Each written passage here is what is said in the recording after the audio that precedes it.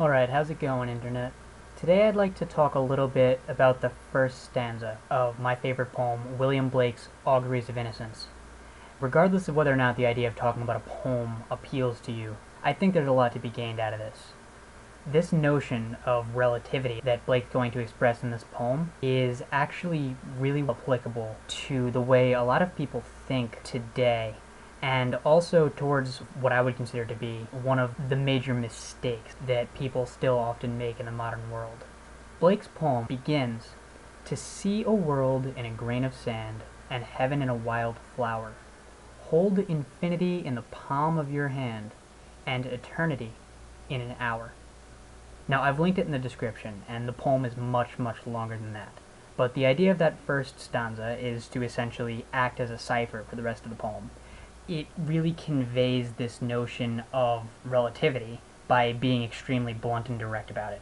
The reason that it's important in the context of the poem is that the rest of it, if you go and read it you'll find out, is not nearly so blunt, and having those first four lines helps you to decipher the rest of it because you know how to interpret them. The notion that I want to talk about, building off of this, is postmodernism, or at least certain aspects of postmodernist thought. But first we need to find out what exactly I'm getting out of this poem.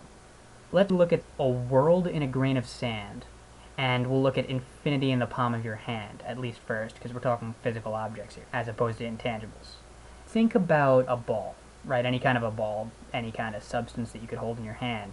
And you're holding it there, and then you want to break that substance down into parts. You can relatively easily. It's going to be molecules. But then you want to break that down into parts. And that's fine, you get atoms.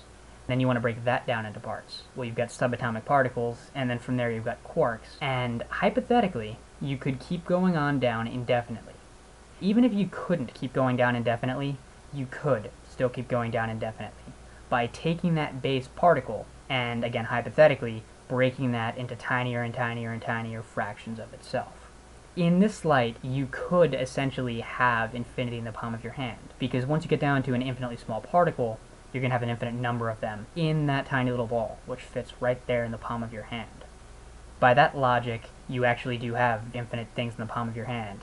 By extension, you could have a world in a grain of sand, by having an entire world's worth of things comprised within a single grain of sand, too small likely to even see with the naked eye. Let's move on to the intangibles quickly. Eternity in an hour can be easily justified by breaking it down into moments, the exact same way we just did with the particles. This would be relatively effective, and that's the way Blake would have meant it. But you could also essentially do it now using Einstein's theory of relativity, thereby saying that time is not linear, and by that logic you could essentially have eternity in, say, the hour that you enter a black hole. Because once you cross that event horizon, at least as far as the common theories hold, you will essentially be frozen in that moment in time, at least going forward, and hypothetically going forward for eternity. That's an interesting notion, but this is way more than we need to go. Lastly, we'll talk about heaven in a wild flower, just to get the idea of these intangible, I don't want to say wordplay. It's really just a reframing of the concepts that we're dealing with. When we want to reframe the concept of heaven, I think about people who make the suggestion that perhaps heaven is actually here on Earth. They're playing with heaven, or at least the concept of it, in exactly the same way as we're going to do here. If we said that heaven was here on Earth, then seeing heaven in a wild flower could just be a direct representation of that specific notion. The notion that heaven is here, and you see it, you experience it when you see a wild flower. So maybe it's some of our time here on Earth that's heaven, maybe it's some of our time here on Earth that's hell. And that's actually leading into an interesting philosophical interpretation of religion. But the point that I'm trying to get at here is just that everything is relative. That ball in your hand could be one ball, or it could be an entire world unto itself. Or it could be however many thousands of grains of sand, if not hundreds of thousands, comprise that ball. I don't know how big you made the ball. There could be a world in each one of those grains of sand, and there's that many worlds in that ball in your hand. So essentially what we're looking at here is the same thing, but it means a bunch of different things depending on where you're looking at it from. That's what I'm going to be referring to as perspective. So once you've got your perspective established, your perspective, we know, is relative, because we've just gone over a bunch of different perspectives you could have on a thing. This is one way the postmodernists look at things, because they've discovered the idea, and this is an idea that I actually prescribe to myself, the idea that we are all unreliable narrators. My personal argument for believing that we are all unreliable narrators is simply that we're biased. We're each biased by our own desires, experiences, and basically thought patterns. Something that Jacques Derrida pointed out, who I think was brilliant, but I also have come to hate with a passion because of the conclusions that some of his followers seem to come to, at least his modern followers. He pointed out the idea that essentially when humans categorize, we, by nature of the act, exclude, which shouldn't be a problem except for the fact that we do not categorize 100% accurately. Derrida actually popularized the notion of taking a walk in somebody else's shoes, and he did this specifically to remedy this exact problem. But once you extrapolate that, if you assume that logic is flawed, then the only way that becomes apparent to deal with that is to reject logic.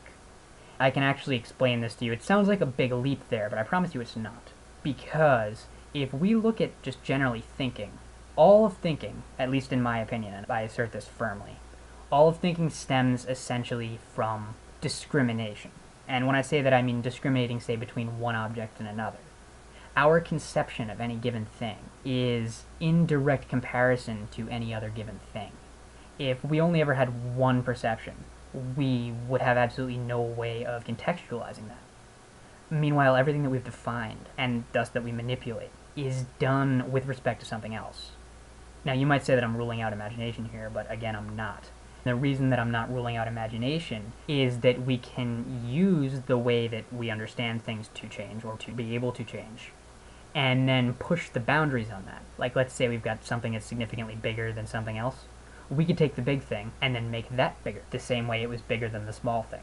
That's just one instance of how we could use our imaginations to conceptualize something that we've never seen before, yet at the same time this all still stems from the very simplistic act of discrimination, which again I hold as the building blocks of cognition. Therefore, if we throw out the notion of categorization, then we have no recourse upon which to actually assert, prove, do, etc. anything. The way I like to describe it is essentially that I find postmodernists, I call them post-structuralists because in a lot of cases they are, tend to respond to a leaky pipe by burning down the entire house. Fantastic that you've identified a problem, but we need to treat it carefully. We cannot treat it by burning the entire house down, or else we're going to engender much bigger problems than we ever had in the first place.